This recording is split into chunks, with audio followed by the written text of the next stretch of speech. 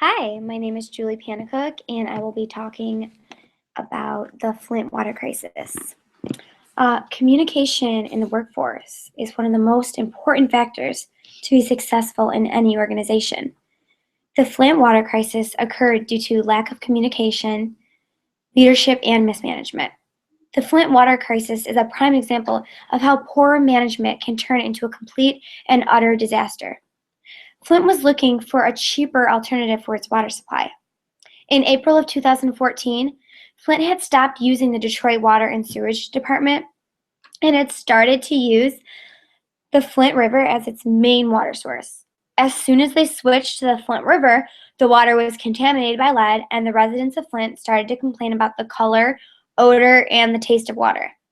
Health is a major concern for the people of Flint. Dr. Mona Atisha, who is a pediatrician, discovered the elevated lead levels in Flint children's blood. This could lead to other health issues down the road.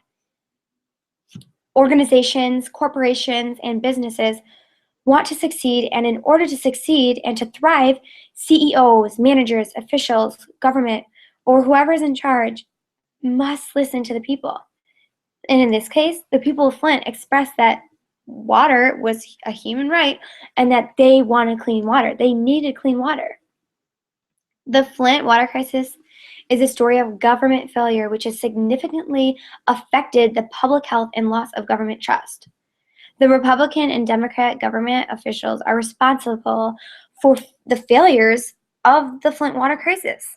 The decision to switch to the Flint River water was made by a city manager appointed by Republican Governor Rick Snyder, but it was supported and promoted by the Democratic mayor. And on February 17th of 2016, Governor Rick Snyder had admitted to failing Flint. He said, "Let me be blunt. This was a failure of government at all levels. Local, state, and federal officials. We all failed the families of Flint." In the past, it was known that the water from the Flint River has always been poor quality water, and it was degraded in the 1970s because the Flint River contained fecal coliform bacteria, low dissolved oxygen, plant nutrients, oils, and toxic substances. However, in 2014, the city found fecal coliform bacteria in the water.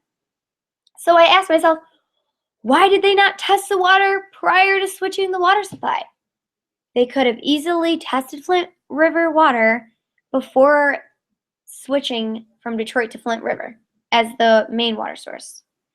Flint water crisis could have been prevented with better communication skills, organization, efficiency, more take-action people, and knowing the facts of the past. They could have brushed up on their history. The Flint crisis is not just the government's fault. The Flint water crisis did not happen because of one person. It's multiple people's fault, including the city water managers of Flint. They failed Flint too.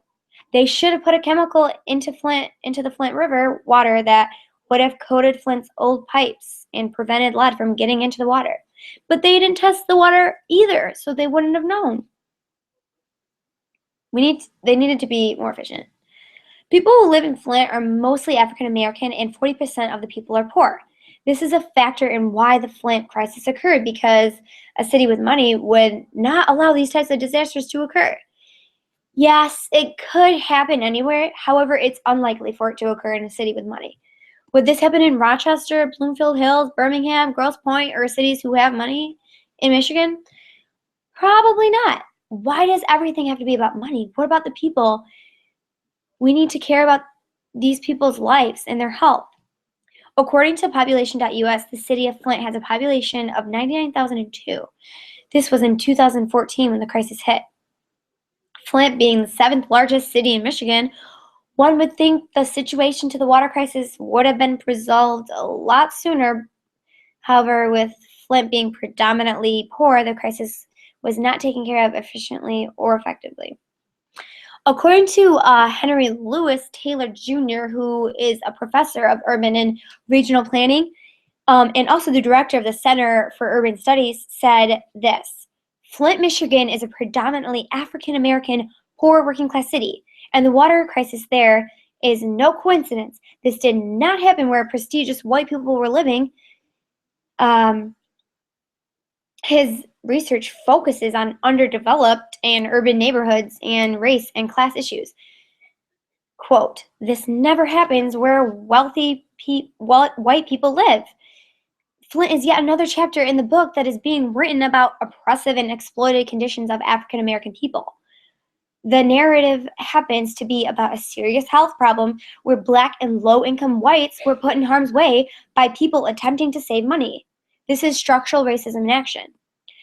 As of March 28th, 2017, a federal judge has approved a $97 million settlement in which the state of Michigan agrees to replace lead or steel water lines in Flint. And the state of Michigan will cover the cost of replacing the water lines, which consists of the pipes that connect the household plumbing to the pipes running beneath the streets of the residents of Flint. It's going to be for 18,000 Flint households and should be finished by 2020. Flint switched water lines to save money, but it ended up costing more money to fix the problem in the first place. The Flint water crisis has been an ongoing issue since 2014, and the leaders supporting the crisis are finally taking affirmative action. And this is a step-by-step process, and hopefully by 2020, this issue will finally be resolved.